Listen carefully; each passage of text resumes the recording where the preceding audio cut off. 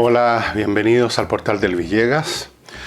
Hoy se inicia en Buenos Aires la famosa reunión del G20, de la cual vamos a hablar un poco más adelante, un tema pero muy importante. Pero antes vamos a sacar algunas cosas relativas a nuestro país.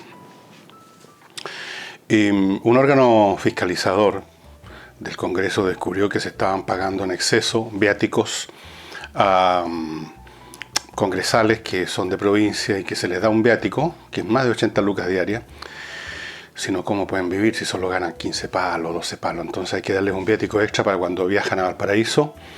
Y en un momento dado les pagaron como 3 o 4 días de más de los que tenían que pagar algunos. A más de 100 personas se les dio este extra. Y de ellos, como dice la información, algunos, unos cuantos, de los 100 lo hicieron ver. Los otros parece que no se dieron cuenta, ¿eh? Y en fin, se va a poner orden al asunto y se van a tener que devolver, supongo yo. Eso fue lo que se dijo, por lo menos en Las Platas. Y lo menciono porque no hay que olvidar nunca algunas cosas, ¿no? Nosotros somos muy buenos por olvidarnos en Chile una vez que el tema ha dejado de estar siendo un elemento estridente en los titulares, se nos olvida completamente. Y yo creo que no es bueno que nos olvidemos que, para información de ustedes, los congresales, los miembros del poder legislativo en Chile, son en el mundo los que tienen mayores ingresos. Y si no son los que tienen más, serán los segundos, pero están ahí en el top 2 o 3, y creo que son los primeros. Los ingresos por dietas, platas extras para que contraten asesores, ya sabemos en qué terminan esas famosas asesorías, viáticos por viaje, pasajes de avión, qué sé yo, montones de regalías. Y a mí no me importaría lo que ganaran, siempre y cuando el trabajo estuviera a la altura de ese dinero. Yo creo que no lo está. Hemos sabido de cuántos congresales que incluso confiesan que no habían leído un proyecto, no los estudian, otros simplemente no asisten a las reuniones. No dan la sensación de ser un grupo de trabajadores, digamos, que se estén sacando la cresta por sus platas, por sus abundantes dineros. Así que esto de los viáticos, dirán ustedes, una anécdota, sí, es una anécdota, pero es una anécdota que va a ilustrar una vez más desde otro ángulo, desde otro punto de vista, en otras facetas, este fenómeno de una casta política que se instala, se atornilla en el Congreso, se hacen reelegir. Una vez que están más viejitos son sus hijos, los que empiezan a aparecer, sus hijas, hermanas, hermanos. Son dinastías familiares que se instalan, se atornillan, se apennan y viven en un mundo exquisito, repleto de beneficios económicos y otros privilegios, a cambio de un trabajo bastante discutible, en cantidad y en calidad. Eso yo quería decirlo porque somos buenazos para olvidarnos de todas estas cosas. Respecto al tema de la Araucanía, la novedad es que se encargó como detenido a un cuarto carabinero, se le encarga por homicidio. En otras palabras, se asume que la muerte del señor Catrillanca no ocurrió en medio de un enfrentamiento a balazos, sino que se le asesinó. Eso es lo que implica homicidio, creo yo, o no, porque si murió en un baleo, en un intercambio, bueno, es una cosa. Si lo ejecutaron en otra, ahora no veo en qué sentido, cómo sería posible que hubiera ocurrido una cosa como esa en medio de una trifulca al aire libre con otra gente que estaba disparando sobre un hecho que ocurrió. Pero en fin, todo esto se está por investigar, pero sea cual sea la situación específica relativa a la muerte del señor Catrillanca, está claro que este tipo de situaciones van debilitando más la determinación de las fuerzas policiales una vez que están en un terreno específico de tomar acción. Porque siempre es posible que se les acuse de homicidio, siempre es posible que se les acuse de usar fuerza excesiva y todas esas cosas. Y las víctimas que pueden ocurrir en estos casos, cuando no son carabineros, los carabineros simplemente no pasa nada, nadie dice nada, se le entierra, va el ministro del Interior a darle al funeral y eso es todo lo que sucede. Y tampoco la prensa da mucha bola. Cuando muere un señor como Catrillanca u otros por el estilo, ahí es completamente diferente. Desde luego la víctima es canonizado inmediatamente, se convierte en mártir independientemente de los antecedentes que pueda tener, independientemente de cómo murió, y se agrega un paso más en el proceso de convertir a la fuerza policial en una entidad puramente decorativa. Y eso es lo que está ocurriendo, no dejémonos de cosas. En eso está el país. Yo no les voy a contar la cantidad de mails que he recibido, que no los podría ni leer siquiera acá, relativos a la actitud de mucha gente, bueno, la gente que ve este programa por lo menos, con respecto al señor Catrillanca y otros, y la CAM. Creo que mencioné que hay personas que piden lo que a mí me parece un imposible, dada la historia chilena, que es una acción de fuerza para... No contra los mapuches, por supuesto, que a nadie los ha consultado, sino contra la CAM, que es una organización supuestamente representativa del pueblo mapuche, según se arrogan sus miembros, sus dirigentes. Pero como eso no es posible, creo yo, es la razón por la cual he estado diciendo hace tiempo que va a haber que negociar alguna cosa para evitar males mayores. No por amor, por gusto, porque uno se compró una tesis, porque uno tiene miedo, como me dijo alguien por ahí, que uno tiene miedo. Sí, tengo miedo de que este país se hunda en una guerra civil, por supuesto. No es un miedo personal, es un miedo colectivo. Y en esos casos hay que tomar las medidas que sean precisas. Y hay dos opciones nada más. Una, digamos, es terminar al grupo, liquidarlo jurídicamente, sacarlo de circulación, encerrar a todos sus directivos, procesarlos a todos, lo cual supone perseguirlos policialmente, supone probablemente enfrentamientos. Y está claro que el país, especialmente el gobierno, este gobierno y los anteriores, no están dispuestos a eso. No hay agua en esa piscina. Por consiguiente, aquí estamos con cuestiones, es el otro camino nomás. Porque la tercera vía, que es no hacer nada, la vía que consiste en visitar la zona, hacer discursos y prometer nuevos recursos y prometer nuevas inversiones, eso no va al meollo del asunto. ¿Sí? ¿Hasta cuándo va a haber que decir que aquí la CAM no es una organización gremial que está pidiendo más beneficio económico? Es una organización nacionalista, o indigenista se les llamarán ahora, no sé, que busca la formación de un Estado mapuche. De eso se trata. Veamos las cosas de frente, de una vez por todas. Así es que esa es la situación. Una tercera cosa nuestra, local, es que el señor Osandón, el político, fue que lo acusaron de estar proponiendo unas boletas falsas a un empresario, ¿se acuerdan ustedes? Una periodista en una radio, y hubo todo un caso con eso, y finalmente el empresario, que supuestamente iba a ser el que daba las boletas falsas para financiar la campaña de Osandón, dijo que nunca había ocurrido tal cosa, que todo era falso, etcétera, etcétera. Así es que nunca ocurrió lo que se dijo. Pero el punto es lo que ya sabemos que pasa en nuestro país. Una vez que se hace la acusación contra alguien de alguna cosa, y la prensa inmediatamente, con esa actitud que tiene de buscar dónde conseguir rating con un escándalo cualquiera, una vez que la prensa se sube a ese carro, y una vez que empiezan las trompetas de la fama a tocar la canción de la denuncia, y el asunto entra a las redes sociales y a las sobremesas, y los comentaristas sacan serias columnas sobre el particular, y se escriben páginas y páginas, y grandes reportajes, y la prensa sigue machacando. Cuando finalmente se descubre, y esto ha pasado muchas veces, cuando finalmente se descubre que no había sustancia en la acusación, el daño ya está hecho. No es primera vez que ocurre esto, que se dice que tal persona hizo tal cosa horrible, y vienen los reportajes y la furia, se desata el escándalo. Después se descubre que el asunto no tenía sustancia, y en el diario publican una línea por ahí chiquitita que dice no era tal, y se acabó el asunto. Ahí no hay ningún escándalo, ahí no hay ningún reportaje a 4 páginas, Ahí no hay hombres ceñudos en la televisión, hombres anclas, hablando las habituales estupideces que hablan en estos casos, no. Ahí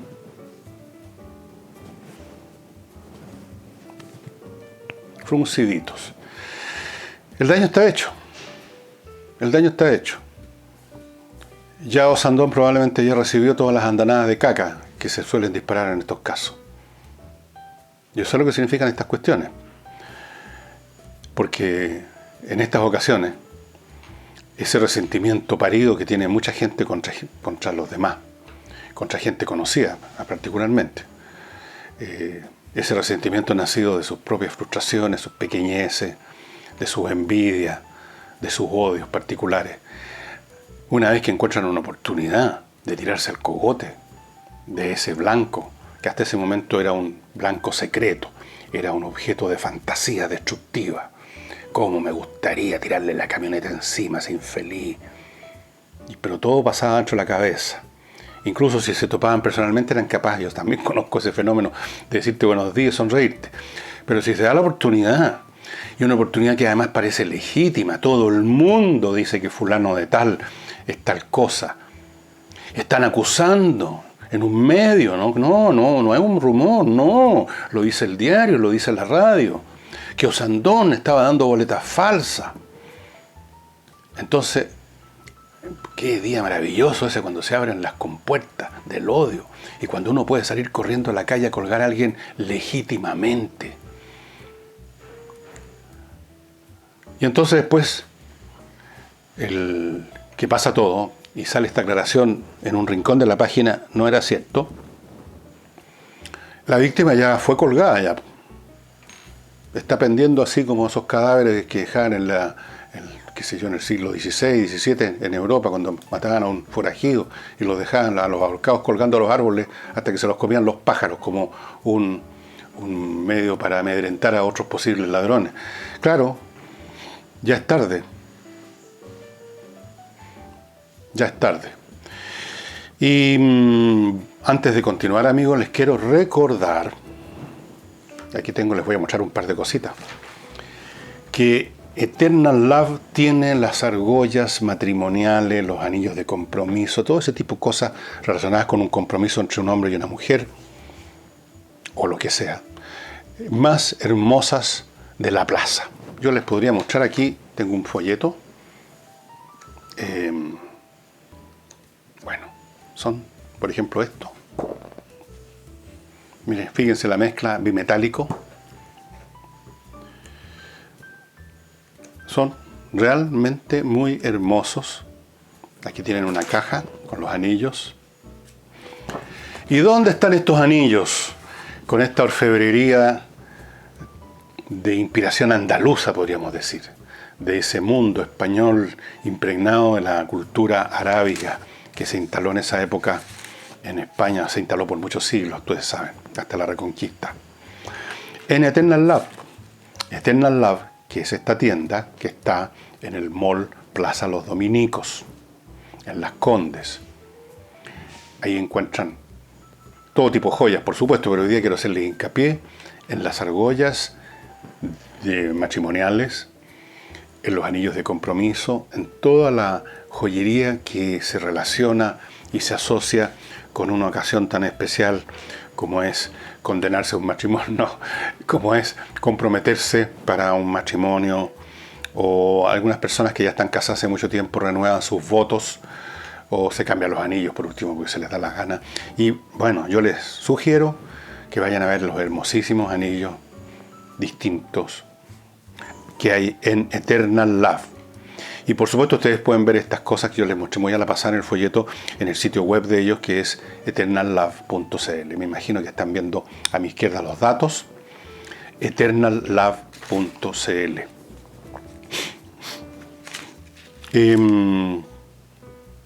Les decía que hoy día se inicia un evento de una gran importancia, a pesar de que uno pudiera tender a pensar que estos eventos internacionales, cuando se reúnen ya sea presidentes, primeros ministros, se reúnen, qué sé yo, la gente linda del mundo de la economía, como en esas reuniones que hacen en Suiza, las asambleas de las Naciones Unidas, la OEA, esto, lo demás allá, todos estos burócratas, todos estos señores con un alambre que les sale la oreja.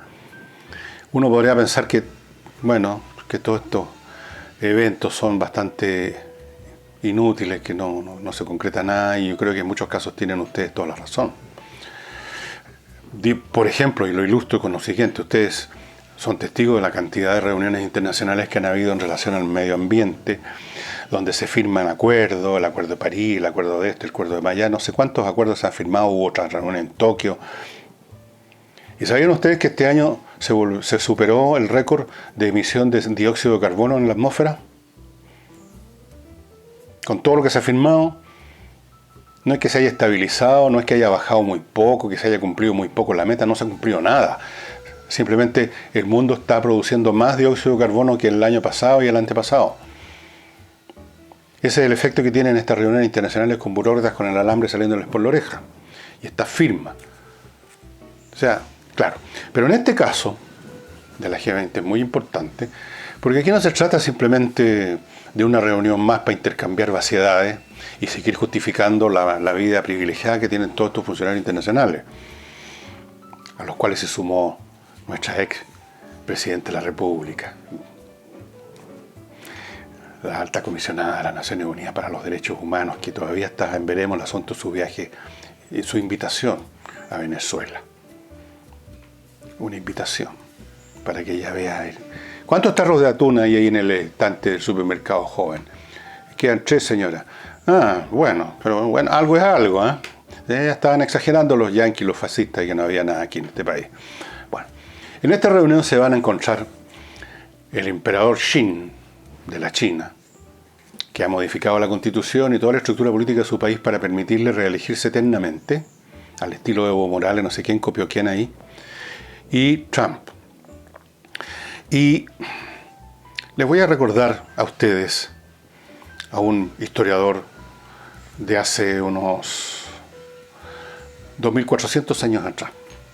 El primer historiador científico de la historia es un griego llamado Tucídides, que escribió un libro que se llama La Guerra del Peloponeso, que fue una guerra que se libró entre dos coaliciones, una liderada por Esparta y la otra liderada a la fuerza, tenían sus aliados, por Atenas. Esa guerra se libró entre el año 431 al 404 a.C. y terminó con la derrota de Atenas. Y este historiador, uno de los primeros historiadores que dejó de lado todo protagonismo de dioses y de mitología, sino que centró la historia en las decisiones que toman y los actos que llevan a cabo los seres humanos, los líderes políticos. Fue el primer historiador que miró los acontecimientos humanos de esa manera.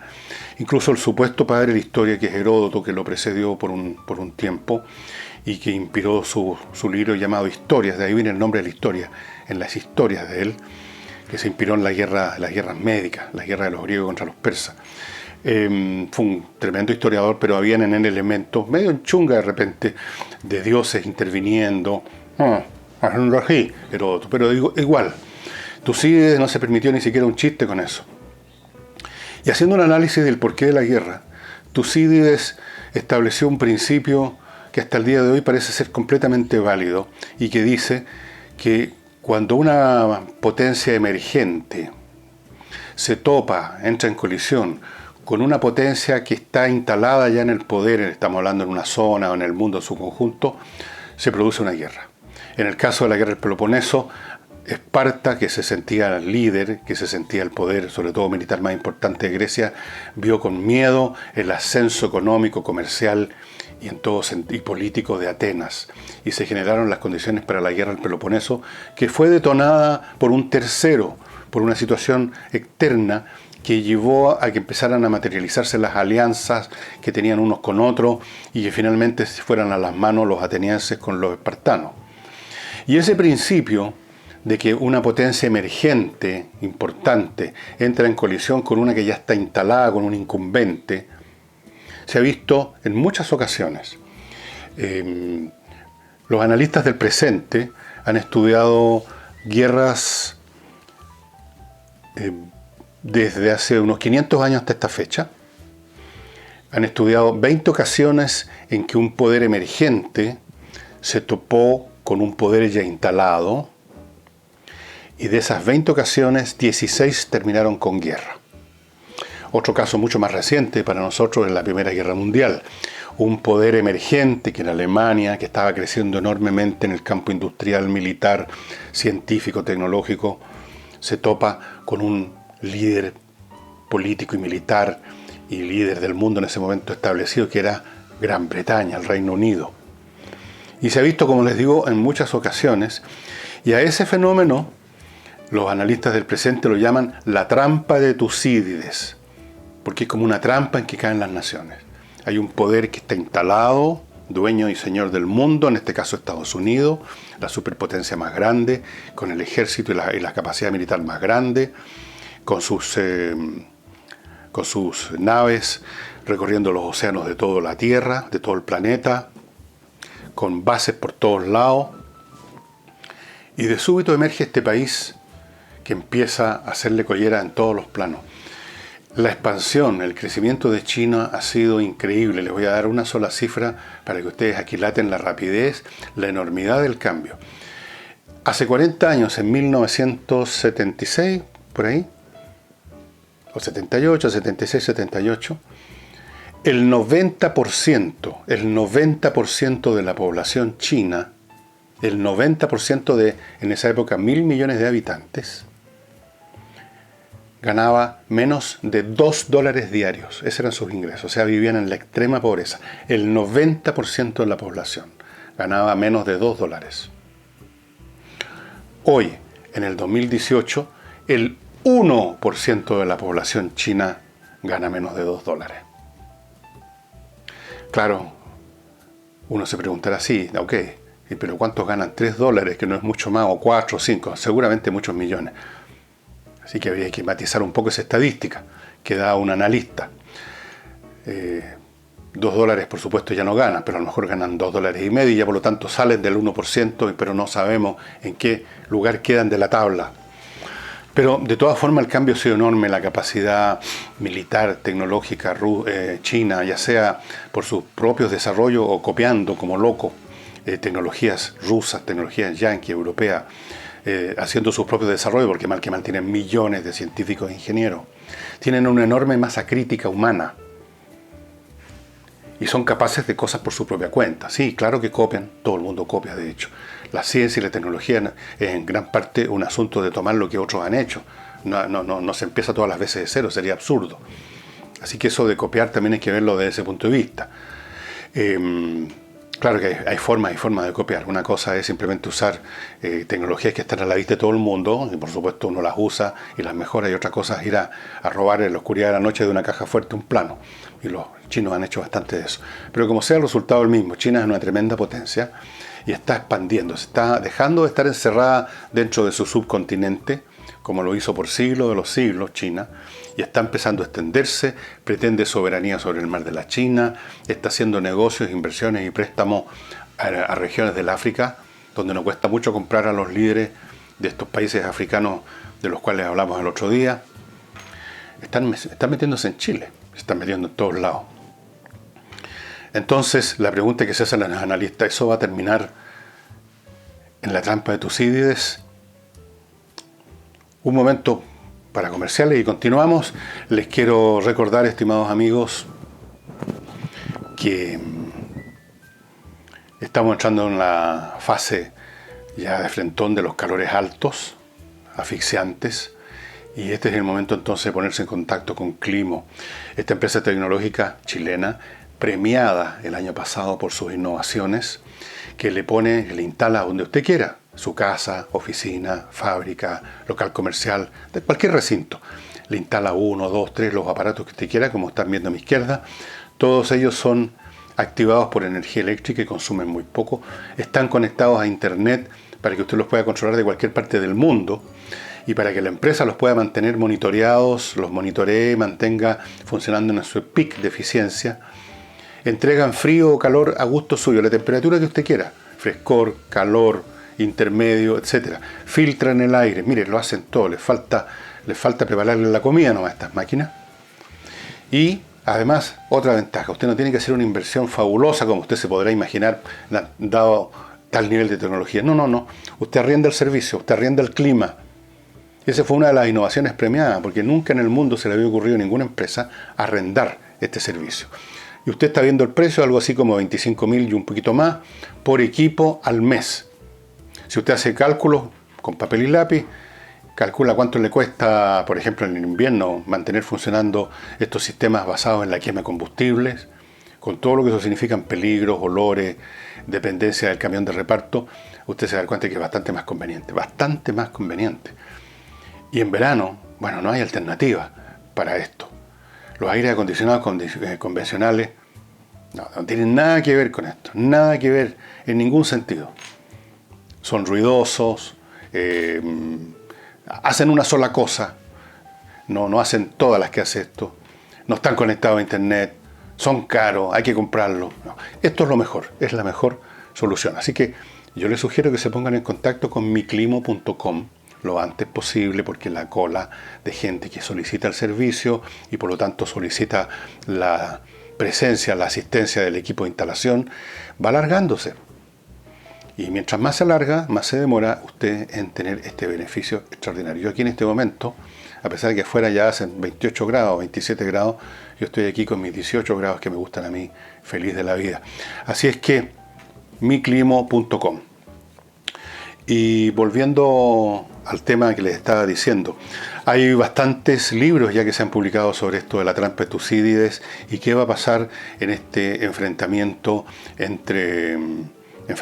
digo porque eso es lo que ya es en muchos planos, plano tecnológico, espionaje, despliegue de fuerzas navales en el área del Pacífico, etc. Este enfrentamiento va a terminar en una guerra de frentón. En la filosofía histórica de Tucídides está presente en alguna parte, bastante al principio, si no recuerdo mal, cuando él justifica el haber escrito esta historia, dice que es una enseñanza para los tiempos futuros, porque la historia se repite y van a aparecer las mismas circunstancias. Eso es lo que dice Tucídides. Y en cierto sentido tiene razón. Efectivamente, la historia de las guerras, de los enfrentamientos entre naciones, de los ciclos que pasan las mismas sociedades en su vida interna, como lo podemos ver en Chile en muchos sentidos, efectivamente hay situaciones que se repiten, que hay como ciclos históricos dados por ciclos biológicos, a veces por la aparición de nuevas generaciones, etc. Pero estos ciclos, precisamente porque se van repitiendo, es que generan las condiciones o destruyen las condiciones para que puedan seguirse repitiendo. Llega un momento en que este ciclo pasa a otro ciclo, porque en el proceso mismo de repetirse algo se agotan las condiciones de su repetición. No sé si me hago entender. Y en el caso que estamos viendo acá, si bien es cierto que cada vez que aparece casi todas las veces, 16 de 20 es harto, que aparece un poder emergente entrando en colisión con un poder establecido, se ha producido un enfrentamiento militar, no es menos cierto que esta repetición cíclica, que el avance de la humanidad en estos ciclos, con el desarrollo de nuevas tecnologías en el proceso mismo, ha generado una condición nueva, completamente nueva, que no existía en la época de Tucídides y que no existía tampoco en el siglo XX, cuando partió la Primera Guerra Mundial. Y esa condición nueva, que es el resultado de estos ciclos históricos, no solo de los enfrentamientos, sino que del desarrollo de las tecnologías, este ciclo terminó por generar una situación completamente distinta, que es el hecho de que ya ningún bando puede creer o pretender que es posible ganar una guerra, dado el nivel destructivo de las armas nucleares para llegar al extremo. En la guerra del 14, incluso en la Segunda Guerra Mundial, existía una chance de vencer. Era posible pensar en la posibilidad de derrotar al adversario y obtener una paz beneficiosa para el vencedor.